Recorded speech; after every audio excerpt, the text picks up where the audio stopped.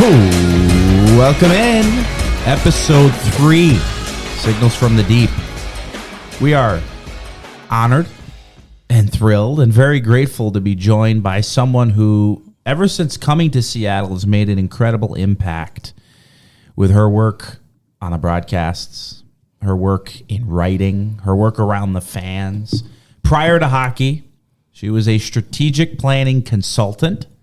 Moving into hockey, she blogged for 3 different hockey websites. She then moved to Fox Sports Ohio, doing writing and podcast work. And then out of the Columbus Blue Jackets to be the official team reporter. Then to The Athletic, where she wrote for Ohio State University men's and women's hockey, as well as the Columbus Blue Jackets. And then venturing on out west to Seattle to join the Seattle Kraken. She went from writing to a television analyst last year to between the benches to calling games with the great Johnny Forslund in the booth last year, and even to organizing the Seattle Kraken Hockey Analytics Conference. She's a fan favorite. She is a pun star. Alison Lukan, thank you so much for joining me today. Wow, that's the most dramatic and delightful reading of my life history I've ever heard. Thank you, Nick. I'm honored. Well, you gave me all the info, and I just tried to make it sound. This is what happened between commercial breaks That's yesterday. Exactly right. For people that don't know, we have a lot of fun. That's true. On the shows, behind the scenes, and I think that really translates on the screen. But we have a lot of fun in those commercial breaks. So seriously, thank you a lot for coming on. No, it's. I mean, seriously, I wasn't kidding. You've had very esteemed company on the show. I'm kind of shocked that we've fallen this far this fast. Well, I'm excited that now we're gonna have some fun and have a great time. So again, thank you for coming on. I would love to start by getting your story in terms of how you got into hockey. What struck your passion for it early on? Because we all have a story. We all have kind of that moment or two that got us into the game and developed a passion. So what got you into hockey and to the level that you're at now as far as enjoying it? Yeah, well, it's I've told the story a couple times, but I was ironically, when I think back to it, in high school, back just when cars were introduced to the world, I was actually voted, my senior superlative was biggest sports fan, and I actually kept stats for the men's basketball team. Played lacrosse, so I was always into sports. Grew up in Columbus, Ohio, where we all followed football because that's what you did. Mm-hmm. There was no hockey to follow. So was into sports, left Ohio, went away for school, got a degree in leadership studies, and like most people at that time, if you didn't know what you wanted to be when you grew up, you became a consultant. So that's what I did for many years, and found hockey as I was living all over the country, most notably in Washington, D.C. when I lived there, really started following the Caps, and then moved back to Columbus, started following the Blue Jackets, and I am the stereotype. I was like, hey, let's start a blog. So started blogging, got fortunate enough to be invited to write at Fox Sports Ohio. Eventually got fortunate enough when all the Fox stations pivoted from writing and went to video, the pivot to video, the famous pivot to video. The team invited me to be a contributor. Eventually I filled in as the writer for some time. And all during that time, there was a lot of discourse about what a non-player, non-male could write about the game. Between that and my constant curiosity to understand why is what led me to really start to dig into the analytics side of things. So I started to go there. That became my shtick. I was fortunate enough then, many thanks to Rob Mixer, who got me in with Columbus, and then tremendous thanks to Aaron Portzline, who got me in with The Athletic, and just loved educating fans and digging into the game and telling stories and looking at things a different way, looking at not just breakdowns, but systems and patterns and what really matters and what really doesn't, and the narrative and the leadership side of things and the team building side of things.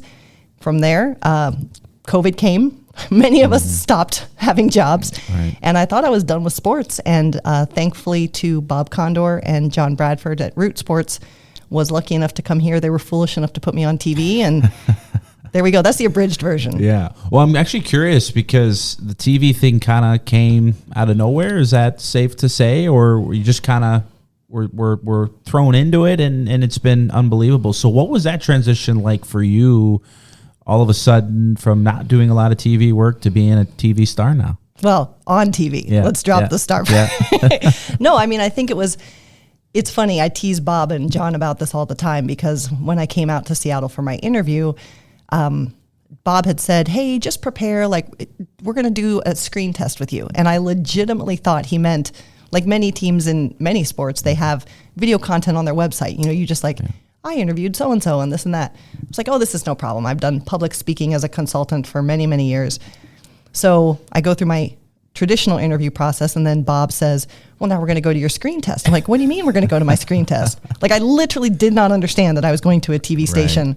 And John Bradford just kept trying to test me and coached me through. And huge kudos to, and you know this, our root crew, the support crew we have, from people who help us look presentable on TV, to our audio engineers, to our directors, to the individuals running the cameras for us, to our producers, our directors. They are so, so good. And everyone was so helpful that even when I made a mistake, I got feedback of how to be better. And I just am very appreciative that people will say I do things differently. I sound differently. I talk about the game a little differently. And I'm just really appreciative that in this market in particular, that's welcomed and seemingly enjoyed. Yeah. I hope still. Yeah. Oh, for sure. And you bring up the name Bob Condor. I just wanted to kind of get your thoughts on what he means to you. He is Mr. Everything around here. When he walks into a room, everyone kind of like, there's Bob, you know, like he's just this incredible figure.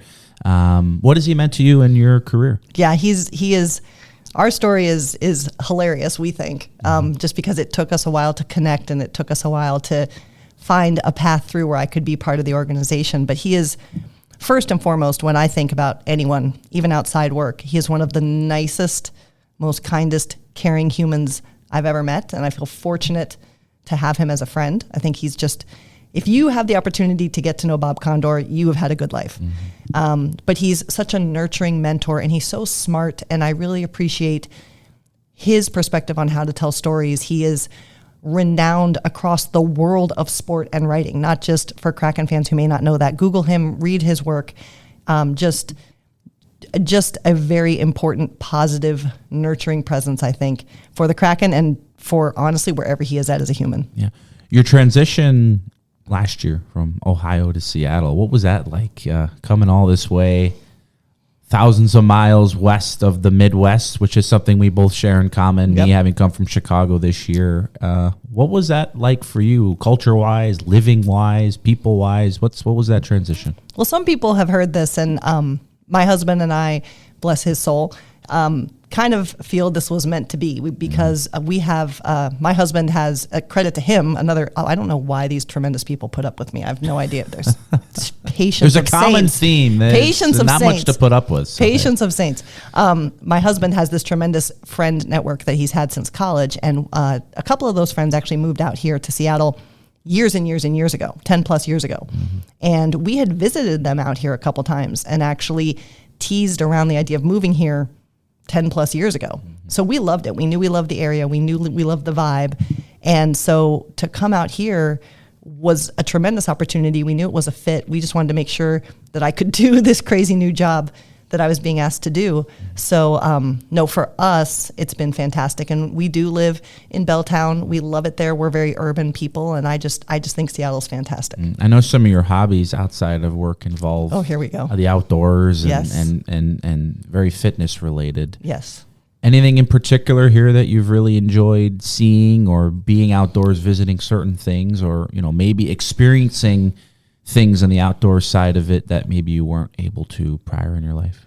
Yeah, it's actually coming, right? I mean, you know how busy our schedule is during the season, so it's hard to, but we walk everywhere downtown, and we take in the parks and do all that kind of thing. We've been able to kayak, out by the gasworks and do a lot of cool things like that. This summer, we have a lot more plans when we have some time. We've been to the wineries. We're big on that. But I am part of a backpacking group, and I have conned my backpacking group to do our annual trip out here in the Pacific Northwest. So I'm looking forward to that. Good luck. Yeah. That'll be amazing. A little bit earlier, you brought up a couple of the people that have helped you along the way. Is there anybody else that comes to mind, and when you look back in your career, or maybe even when you were younger, some encouragement you got to want to help you follow your dreams and say, you know what, this person doesn't think I can do it, I think I can do it, so then I'm going to do it. Is there anybody in particular, or maybe a couple more people that you look back on and you're like, you know what, they either gave me a little bit of inspiration to continue to kind of chase what I want to do. Yeah, I mean, obviously, excuse me. I would mention again Rob Mixer, Aaron Portzline, Bob Condor. I actually have a running list of people that I thank mentally and emotionally on like a weekly basis. But I think I have to shout out Megan Chayka. When COVID came, she's always been a huge support for women in sport in general. And she was huge. We had a hockey night on the internet series that we were doing, HANIC, Hockey Analytics Night in Canada. And we did it all virtual. And we kept bringing on topics. And she helped keep me present. She helped keep me relevant. She's been huge. There's so many people. Tom Reed, who I worked with Aaron Portzline, huge presence. I give massive shout out to my Too Many Men co-hosts and best hype squad, Shayna Goldman and Sarah Sivian. There's so many, everyone I've worked with, even people who haven't believed in me, have been part of the story. That's awesome. Shifting a little bit more towards the game of hockey now, in your career, how they kind of mold together so well. How have you seen the game as a whole evolve over your lifetime, where you've been involved with the game for a while? Where have you kind of seen the game evolve most? Maybe from an analytics side, maybe from the playing side. Is there anything that comes to mind when you kind of look at the game and go, okay, I watched the game 10 years ago. What's the biggest difference now? Yeah, I think our sport is probably the slowest in terms of accepting this whole analytics wave or idea, if you will. And so from that perspective, I see the fan bases across the sport. And listen, I want to say this very clear. I say this all the time. If you don't care about analytics, if your favorite way to take in hockey is to go to a game and have a drink and maybe a hot dog or a slice of pizza, you're doing awesome. Like, you don't have to be into analytics. No one does. The sport will still be great without it. But I think we have now provided space for fans who are interested in that to, in a fan forum way, discuss systems, discuss strategies. I don't know that we did that publicly as much before. And I think on the ice, we're seeing what I'm excited about. We're seeing more active defense. We talk about this all the time on the show. 10 years ago, a defender was stay at home, physical, shut down attack, and that was your job, and barely ever cross the red line, let alone the blue line. And I think now we're seeing this idea of rovers, which is what also excites me, of moving towards potentially this idea of positionless hockey. We see this coming up in things like 5-forward power plays. So I think positionless hockey, more active defense. I think where we need to go, we're starting to go, because some of these voices from a position perspective are gaining positions in media, is I don't think we still understand goaltending enough. And so I think that continuing to expand, it's been too easy to say goalies are voodoo or we don't understand. Right. And that's because the voices that we're talking had never played the position. And I think we need to start understanding that more. And I think, again, if we look at this increase in offense, I do love, as defense has evolved, in my opinion, and hockey still needs to be a physical game. Don't get it twisted.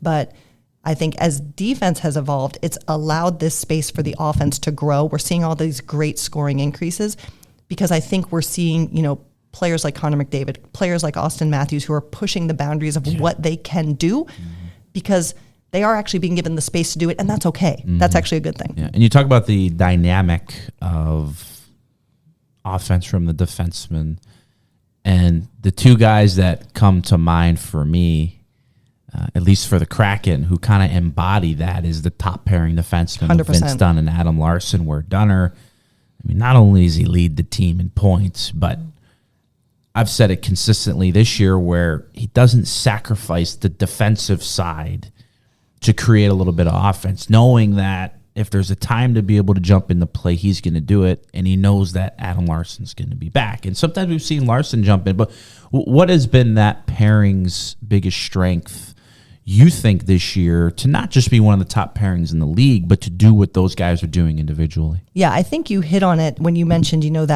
that collaboration, if you will. I think that this team and this coaching staff has just done the work to find literally one of the perfect combinations in terms of skill set. Sometimes you'll see, two active attackers on the defensive side, or you'll see this is our shutdown pair. I think this was really brilliant to say, let Vince Dunn, who knows offense is the strength and the forefront of his game, play with a very defensively responsible, but not only defensively responsible, Adam Larson. Let's have a veteran like Adam Larson play with a young, talented player and let those lessons happen. I mean, we see this. Those two hang out all the time. Adam Larson has been such a mentor and a leader to him. And I think that Vince Dunn's talent needed the sharpening and the shaping that came with the leadership of Adam Larson, and then the chemistry of what they actually do on the ice is what allows each to excel in what they're doing. And we've seen this, you see it in forward lines too. We talk about Jordan Eberle and Jared McCann.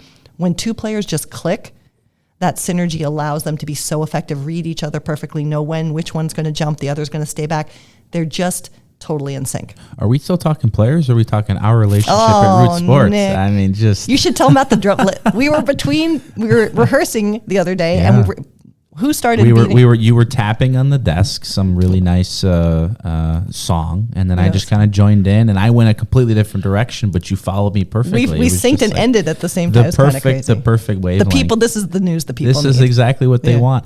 And I did want to finish up too on Dunn and Larson because you were here last year. You saw the team the whole year. I wasn't.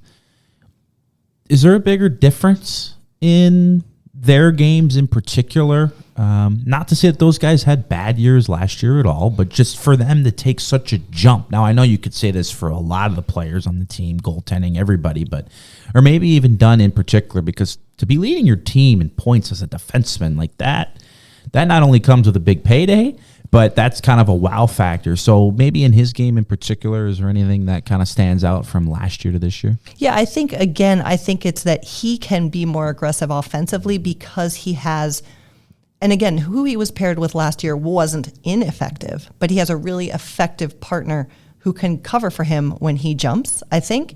And it is true, this group was just trying to figure each other out last year, and then deadline comes and the whole defense changes again. So I think there needed to be time. The great Kate Shefty tweeted out, I think the other day, that yesterday, or it was this week, was the 1 year anniversary of the creation of the Dunn and Larson pair. And it's been that way since. But I also think, I am not taking anything away from Vince Dunn's point totals. They do lead the team. That's incredible. I love that. But that also speaks to the offensive depth on the forward side, that there isn't just one forward. Because the points are so distributed, they're even distributed to a defender who can be right up there at the top as well. And you speak about chemistry and having that camaraderie around the dressing room, but that obviously also spurs and spills into the front office. Spurs and spills. And that's the episode title. Those are Grant. Hey, there we go. No, don't. Get that in there, I'm taking Grant. Notes. Come on, Grant, get in here. There you go. There was an early emphasis when building the Seattle Kraken. An early emphasis on the analytical side. The Kraken bring in Alexandra Mandrycky. You know her pretty well. What's her biggest strength to this organization and some of the things that she's done so far in her tenure here? Yeah, I mean, I can't say enough about Alex. I actually, shockingly, a little bit was into the analytics space in hockey publicly before she was. So I've been able to watch this tremendous journey of just an individual who already had these skills and this knowledge and this talent, just given the forum for them to shine. I don't sit in the front office every day, so I can't truly speak, but I think that what I respect about Alex when I'm able to watch her operate is, first and foremost, her communication skill, when she knows the key to any kind of information, be it analytical information, be it eye test information, be it cap information, is not to speak in that language to people who don't understand that language. And I think she has a real talent to say, I use all this different kind of information to learn these lessons, and then I offer these lessons to the people that need to understand these lessons. And I think that coupled with, in a way, I think something that I have that a lot of people don't have, she came from a more corporate, a non-hockey world before.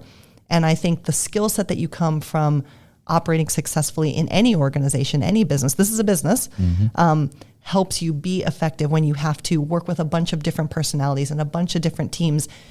I understand the narrative that this is a very analytics heavy front office, but I think we need to just realize that the better positioning is that this is a front office that makes sure that if there is no stone unturned when it comes to any kind of information that can help that group make the very best decisions. And I think analytics is a piece of that puzzle. And I love, we had Ron Francis speak on a panel at our Hockey Analytics Conference earlier this year.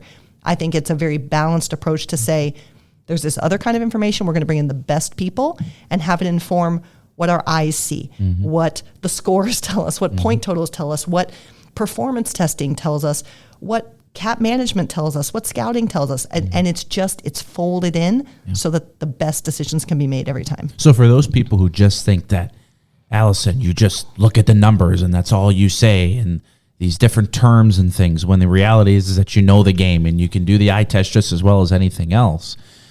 How do you think that the eye test and the analytical numbers mesh together? Because they are very much, on a lot of nights, telling the same story and supporting one another. So what do you think, well, not even what would you say to those people, but people who maybe only think it's just numbers, it's just this and it's just that? Yeah, I mean, I think, and we had, I don't know if we're going to get to this, we had a question about when do you choose to respond on Twitter? And I think that the numbers for me do a really good job of grounding the emotion that comes, even as analysts, of watching the game.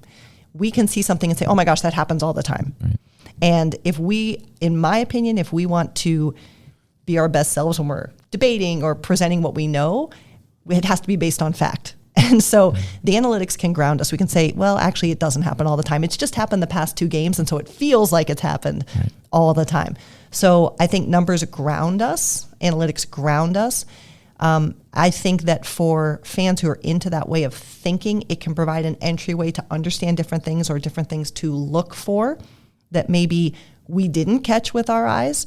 And I think that when there are gaps, you're right. We joke about this all the time. We're like, the eye test agrees with the numbers agree with the eye test. That's how it should be. Right. But when there's a gap, when there's a difference, that's the interesting part. Because the reality is, and JT Brown and I did a couple articles on this last year, the reality is the numbers can't capture everything that goes into playing this game. They can't capture what's in the head. They can't capture what's in the heart. They can't capture even where a player's eyes are looking.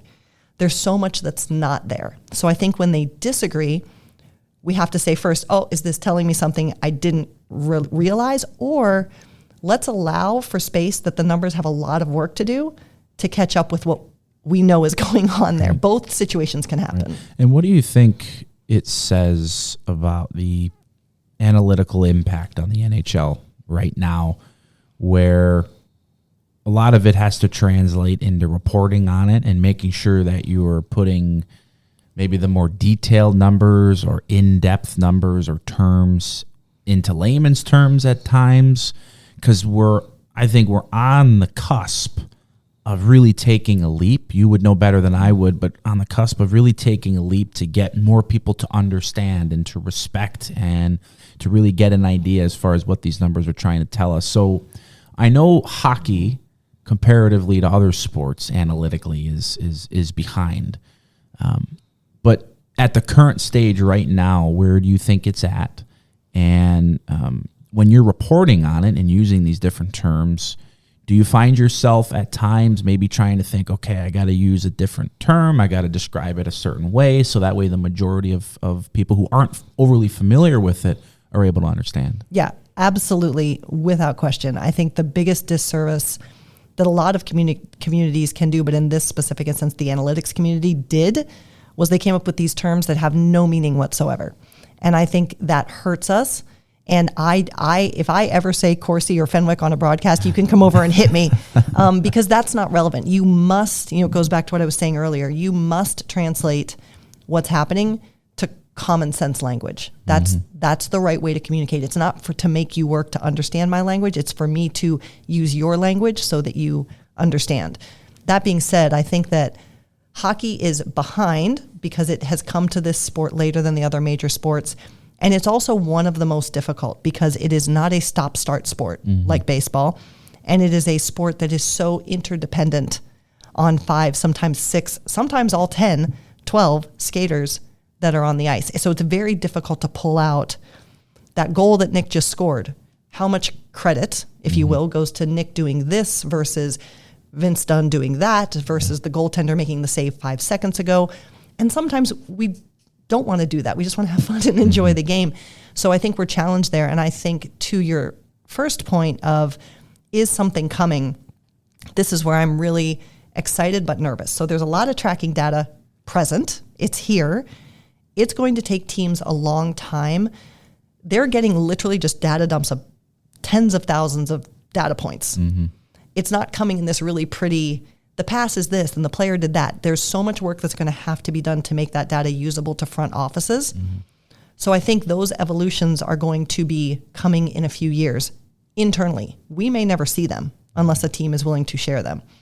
There's no guarantee that that data is ever going to be public, which is a shame, in my opinion, because that will stall the development of our understanding of the game and even the discovery of new talent. That's where so many of these front office hires have come from, people in the public who found out new things and teams hired them and became better. Similarly, the data that they are making available to the public right now sometimes makes my skin crawl because what we're doing when we share, these are not fully formed. I'm not going to say they're bad, but we share the face-off probabilities, for example, or we share speed of skater or miles skated. Those are all very interesting, but what do they mean? And we have to be conscious in ourselves when we look at something, go, that's interesting versus that means something. Because a lot of this kind of data, some of it we do know means something, and some of it we don't know if it means anything. And if we put out data publicly that's geared more towards a betting space, we're going to go towards that motivator, not towards understanding the game. Right. So I think that it's a very exciting time for hockey, but the ways in which data will impact us are different depending on if you're in a front office or outside a front office and what we get to see with it. When you say data dumps and a lot of information coming, how is that, to your knowledge, like taking into consideration the other different data companies, analytical companies, like, do they just send information to the teams? I'm curious on if you know like that, what that process is. How are they getting that information? Is it in the player tracking chips in their shoulder pads and they coop it up and then just, here you go, like at the McDonald's drive-thru. Hi, I'd like a data dump, please. Like how does that? What time does McDonald's close, Nick? Nick always is worried. Do they have McDonald's breakfast all day? Yes, they do. Please. But yes, he can't close before Nick leaves the studio. No, because if they do, then I go home hungry. And then he has to order Pizza Hut. It's not a bad backup, I will say. The best. It's good. Well, hot take of the day. That's a different debate. Hot take of the day: Pizza Hut is the best national food. No. Pizza chain. No. That's just my humble Grant opinion. is disagreeing. Grant. But back to the question at hand, aside from the people want to hear all about my food intake. Yes. Which doesn't sound very healthy from the two examples that we've used so far. I did have a chicken salad the other day, by the way. From Applebee's. And it was excellent. But where is that data coming from and how are teams taking it in? Because it seems very grandiose. It seems like there's a ton and how to sort through it. Yeah. So again, I am not in a front office, so I'm going to share what I know. And this is not directly tied to this organization. I want to be very clear about that. First and foremost, there has been data collected for years that is collected optically. So there is either cameras in an arena or digital reading of broadcasts that are being aired that is brilliantly crafted that can identify based on the numbers on a player what's happening and then extrapolate zone entries, screens, rebounds. So that's data that's existed for a while. And that data is captured and produced by companies like SportLogic, by Stathletes, where they are collecting it and then they are providing it to teams in a packaged way for a fee. So they are logging on and they're seeing, you could log on and say, show me Vince Dunn's zone entries for the last month. And that is pre-populated and packaged for me. Now, the blessing and the curse of that is because I get the data faster because those companies have already figured out how to extrapolate from what the camera captures. That's a zone entry. That's great. I get it faster. But the problem is if I don't necessarily understand exactly how they define a zone entry, I'm saying zone entry, but it's not what they mean. They might mean zone entry plus a play. Right. Or they might mean zone entry that's controlled only. So you have to really work to understand the data you're getting. That's one type of data that has been present and is still present and being used by if not all, the vast majority of NHL clubs today, and a lot of the AHL clubs, and it's in college and things like that. The tracking data is new, and it is coming from, there are chips on the players. If you've seen that little patch that's on the back shoulder, there's a chip there, and there's a chip in the puck. They will not put, right now, chips on sticks because it's too expensive, because how many sticks break all the time? Yeah. So that data, my understanding is, can come in two ways. First, it can be just literally like a massive data file of data points, which is what I was mentioning. Teams have to figure out how to make sense of it. Mm-hmm.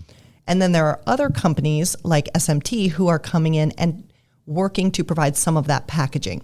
And even some of the stuff we see in Climate Pledge or on some of the broadcasts where you're seeing everything from speeds and face-off probability to some do different things with markings on the ice and things like that.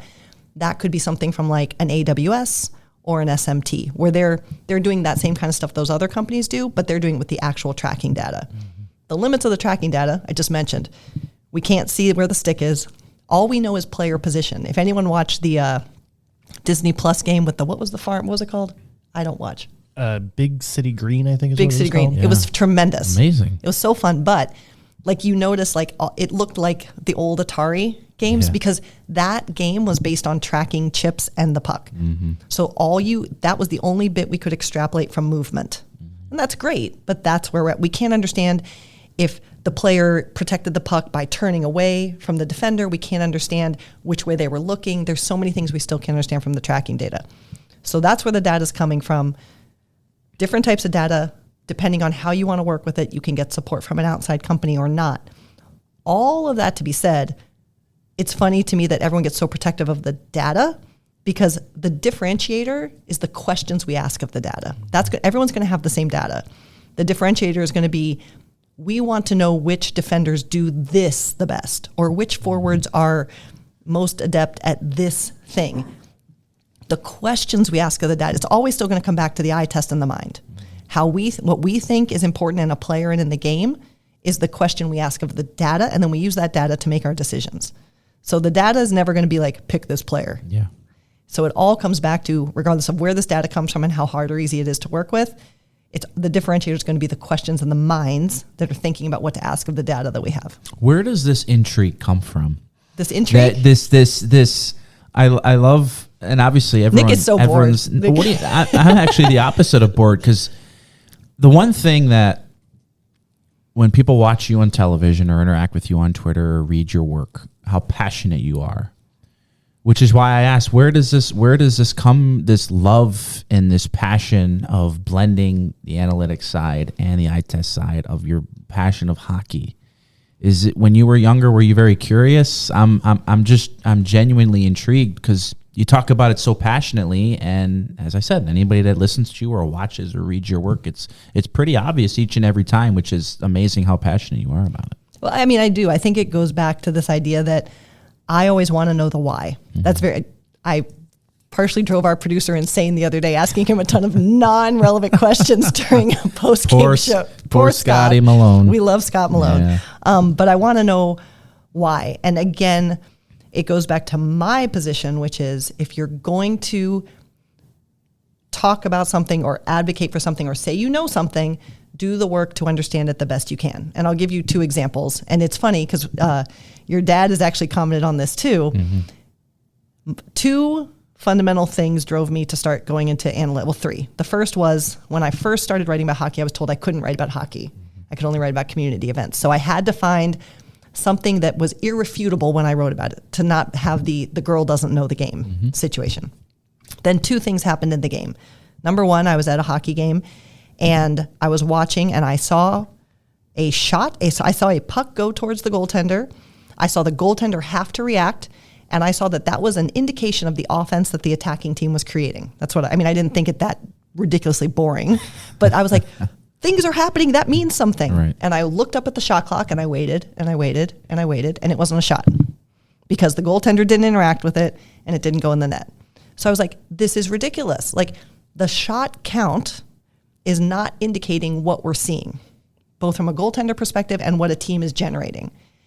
And it was right about that time that analytics were coming to hockey, and that's where I started to find shot attempts, unblocked shot attempts, things like that. So that was one fundamental thing that led me to understanding all of this and using it because it's a richer, more accurate representation of what's happening, of what our eyes tell us matters. Mm-hmm.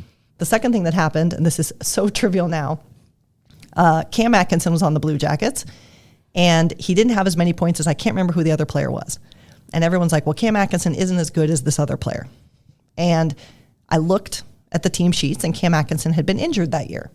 And I said, okay, well, true, Cam Atkinson doesn't have as many points as that player, but if I go points per game or points per minute of ice time, he's actually producing more than that other player. Right. This is a concept we call it rating by 60 minutes per 60 or per game is even a thing. That I was like, this is the proper way to evaluate a player. Right. If you play 10 games and get 10 points and I play 100 games and get 100 points, we've produced at the same rate. But if all I see is 10 versus 100, an unfair judgment is made. Mm-hmm. So those were two kind of seminal moments that led me into really digging into this stuff more. Roughly 45% of the workforce of the Seattle Kraken is female. Okay. That's a good stat, Nick. Where'd you get that? I'm serious. I know the right people. Okay. Where do you see the current state of women's involvement in the game of hockey at the National Hockey League level and other levels as well, the American Hockey League, ECHL, college, junior? Where do you see the current state of women's involvement? And we see it throughout the Kraken organization. You doing what you do. Samantha Holloway as co-chair and co-owner. We see it in the front office. We see it in the incredible staff that we have at the rink. We see it down in Coachella Valley with Jess Campbell as assistant coach. Where do you see it at, and where do you see it going? That's a good question. I think that I struggle because I am so very proud of what the Kraken organization all the way down to Coachella is doing. I think that we are challenging norms, and I think that's important. And I think at the Kraken, it is very valuable.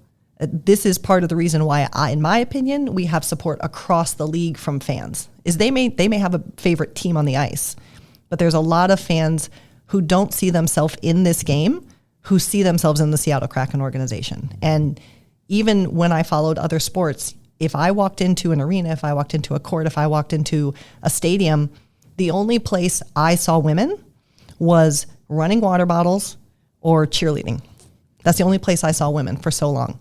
And it's so much harder to strive to be something if you can't see it. Because if you can't see it, you don't think it's possible and you feel like you're not allowed. And that is a narrative for not just women, but a lot of underrepresented groups in a lot of sports. So I think that what the Kraken are doing is very important and very significant. That being said, even the women in our organization, outside of our organization, there are still very real things that happen that make you feel like women aren't fully welcome in this sport yet. Mm-hmm. And I think we have a long way to go. And I think, there's so much that has to be understood because I want to work with people who want to be better about it. We're all dealing with stuff that we've been taught and seen and learned for a long time. I don't think there are some people out there actively trying to keep women and other minorities out of sport, but a lot of people just like, that's just what they always knew and they didn't think about it. And I think that those people will work with those people all day long, but there is still so much work to be done in this game to say, you have to be intentional about it, because if we're used to seeing a man or a white person or what have you in a certain role, it's hard. I have had to do this work in myself. It's hard to say, am I making sure that the people I'm looking for to fill this role look like the world around me? Because the world around me is not all white. Mm-hmm. So we have to be intentional to say, I'm going to go and make sure I'm making sure that other communities hear about this opportunity and I bring them in. And when I bring them in, I'm going to work on that culture that's around them as much as I can. Yeah. And no one can fix everything, to make sure that they are certainly held accountable and certainly held to a performance standard. This is not courtesy. The people still have to do the job well, but that they're in an environment that supports them giving their best as well. Right. And certainly seems like, the Kraken have been at the forefront of that, which has just been pretty incredible. And before we get to some amazing fan questions, here we go. And thank you everybody for sending those in. And Grant's going to do his best to send those over our way. to put a bow on this topic, for young girls or young women that might be listening or watch the games and see you as a role model of theirs, what's some advice that you would give them if they want to be the next Alison Lukan? Yeah, that's. I get asked this question a lot, and it's hard because I'm going to quote the great Jeff Merrick, which is in sport. I would say not even in this sport. If you're looking to get into it, open up your dictionary, find the page that says fair, and rip it out. There are still a lot of inequities in a lot of businesses, to be very honest.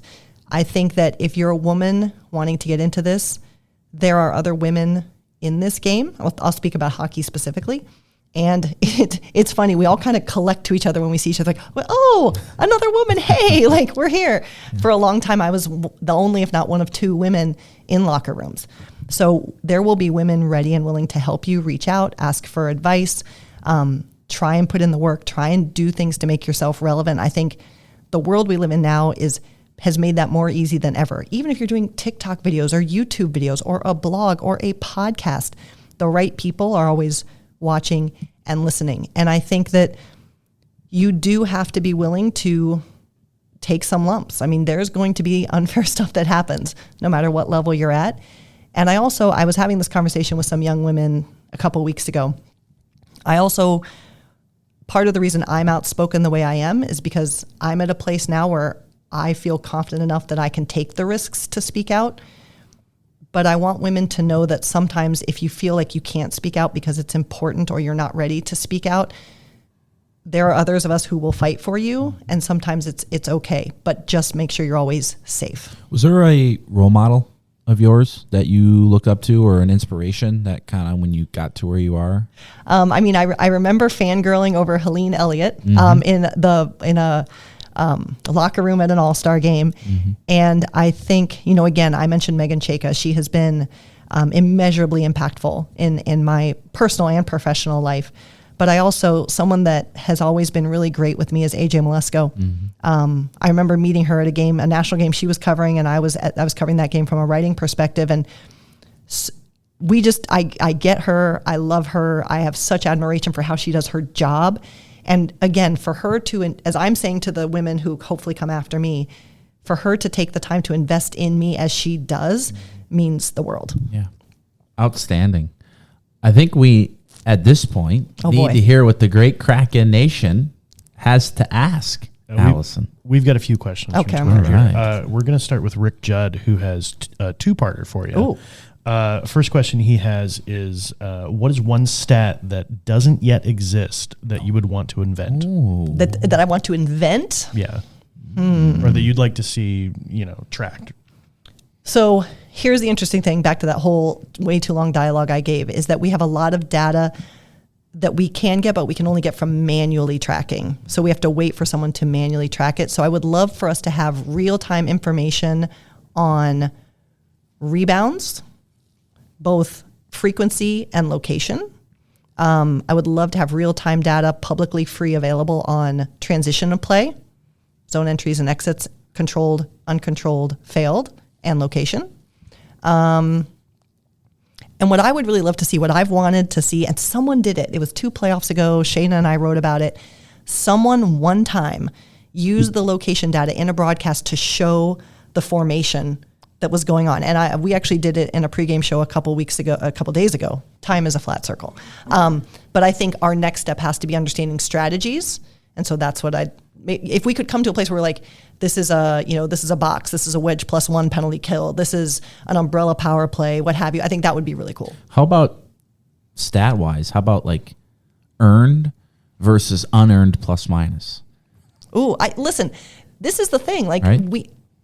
There's a lot of times we see this all the time. Like, well, I mean, sure they get a point there, but come on. Yeah, like, yeah right. Like, and sometimes someone's a critical part of the play, and they don't show up on the stat sheet. Or you're in the middle of a change, 100%. And a guy jumps on the ice and he gets a minus for just stepping onto the ice. This is why shot attempts are better, Nick, because there's more of them, so it helps. We've talked about always this. able to bring me back down to earth. Thank you. All right, Rick's second part of his question, which I think is a little more fun here. How do you decide which tweets to quote tweet for a correction a correction, or a burn? Ooh, burn. So first and foremost, I want to say that sometimes it's just impossible to see every tweet, particularly in a game. So I'm not purposely ignoring or purposely not talking to. Sometimes it just, Nick knows, like we're watching the game, we're doing our jobs, we're preparing for an intermission or a post game, and you just can't take it all in. And my priority has to be the game and our work on the show. But I mentioned this already. I think sometimes when I see, you see people like, the team never, I'm not talking about Kraken, this is another team. The team never wins on Tuesdays. Okay, people. Tuesdays has nothing to do with how the team is actually going to perform. So when I start to see people, in my opinion, falling down a hole that's going to lead them to thinking something that isn't the best way to understand the game, that's a lot. Response goals is a perfect thing. 5-on-6 play is a perfect thing. I get it. I get the emotion of it. But if you want, and be a fan, rage about what you're upset about. That's right. There is no wrong way to fan. But I just want to make sure people understand what is actually happening. Is there such a thing as too superstitious, though? I mean, this is a very superstitious sport. It is, and I think that's fun, right? But again, be superstitious. Like when I wear this hat, we know people. We joke in the studio, like everyone wear these shoes or never wear that again. Like we tease about Lucky that. Socks. That's right. But just it doesn't really matter. I give you a ton of credit though, because during the game, I have to stay so locked into the game where the only thing I'm checking my phone for is to make sure my mom didn't text me or something. You know what I'm saying? Because for those that might not know, when we're doing the show, it's we don't have any off time being in the studio, because while the play's going on, we're trying to figure out what the heck we're going to talk about, what packages we're going to build, and what highlights we're going to show in the intermission. And then come the intermission, we're doing it. We're working. So it's I give you a lot of credit, because sometimes you're tweeting things out during the game and staying multitasking, attentive to what's going on the ice. I need to work on my multitasking skills. It's good to know you're not purposefully ignoring me, Nick. Exactly. That's I would never. Yeah, but to the chirp point, first of all, if I see someone say something annoying, I will first legitimately go look at that person's account. If this is a person with 2 followers and 3 tweets, I'm not going to give you any attention. If there are people who are purposely trying to be a troll or shade me into something, forget it. I'm not going to take your bait. I do sometimes quote tweet people because, back to the conversation about women, I think it's important for people to see some of the stuff that many minority groups deal with. So I'll do that. And sometimes, the one I know I quoted, we wrote the story on the fish tradition, and someone said, "You're a 2-year-old team, you can't have a tradition," or something. And I just wrote back, "Thanks, Carl," or whatever his name was. Because that's, again, there's no wrong way to fan. And my Twitter rule is I will never say anything I would on Twitter I wouldn't say to your face. And I also think that we need to have a basic level of respect for each other. And there's absolutely no reason to crap on a fan base for what is a really fun, creative, and innovative post-game tradition. And guess what? Traditions start day one. And it's continued. Shout out to Nicole Shabazz for her tremendous work on that. So when I see people, in my opinion, trying to dunk on others, there's a line, I don't know if I can define it, but I have no tolerance. ELE, come on. Everybody love everybody now. Oh, I like that. Yeah. Yeah, absolutely. All right. Well, let's get to the next question here. Josh Geddes, he's also on Twitter. In your opinion, who are 2 players that the Kraken shouldn't hesitate to re-sign this offseason? Well, I mean, the beauty of what Ron Francis and his team have done is, because I was checking this before and I'll check this again, is there are very few unrestricted free agents. So there aren't a lot of players that this team is in a crunch to have to worry about losing unless they feel that they're not a part of the plan going forward. I think Vince Dunn is the obvious one. We see how valuable he is, and to have him be a part of this organization from the start, I think is awesome. And I'm going to go completely off the board. All right. And I'm going to say the second player is one that's currently not in the organization, and I don't know who it is, but it's going to be another savvy offseason move by Ron and his team. Very nice. How about that? I love it. I like that. And with how Dunner's been playing, he's probably going to get a nice bump in pay. Well deserved. That's how it works. Yep. All right, we've got one last question here from Twitter. This is from Shady Lady Cakes. She didn't have a real name on there, so we'll just go by her That Twitter could be handle. her real name. It could be. You're right. Absolutely. It's a great name. Her question is favorite arena to visit, and why is it nationwide? And this is coming from another woman in sports from Ohio. So Shout out to my women in sports all over the world, and especially in Ohio.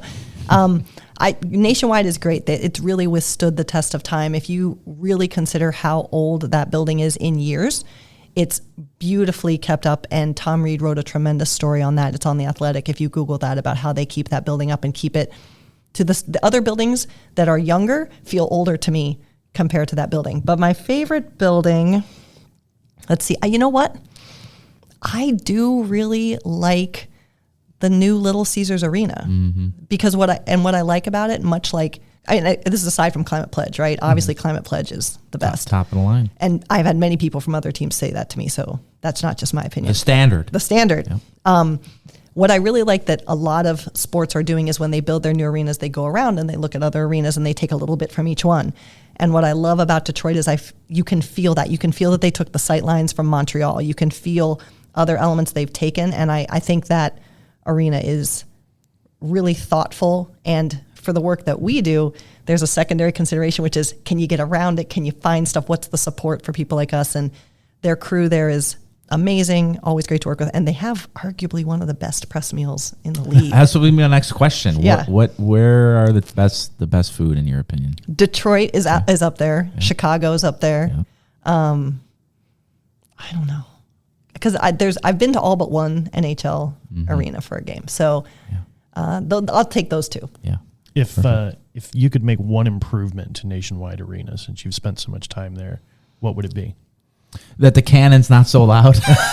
No, okay, here's what's funny. I've told this, I actually don't hear the cannon really anymore because I was there for so many years. Okay. It doesn't even register in my brain. Yeah.